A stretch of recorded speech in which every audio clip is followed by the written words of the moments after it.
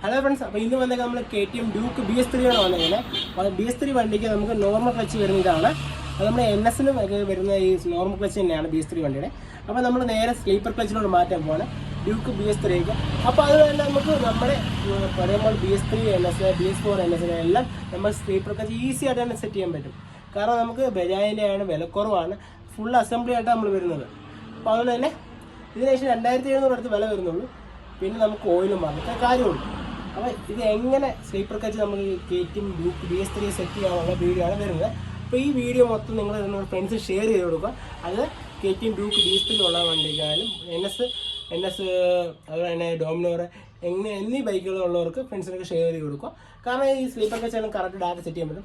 പലർക്കും ഒരു ആഗ്രഹം ഉണ്ടായിരിക്കും നമ്മൾ സ്ലീപ്പർ ക്ലച്ച് സെറ്റ് ചെയ്യണമെന്ന്. അപ്പോൾ എല്ലാം വലിയ നല്ലൊരു എമൗണ്ട് ആവും വിചാരിച്ചുകൊണ്ടിരിക്കുകയാണ്. അതൊന്നുമല്ല, ജസ്റ്റ് നമുക്ക് ഒരു 2700 ഉണ്ടായി നമുക്ക് സാധനം വേണ്ടി സെറ്റ് ചെയ്യാനുള്ളൂ.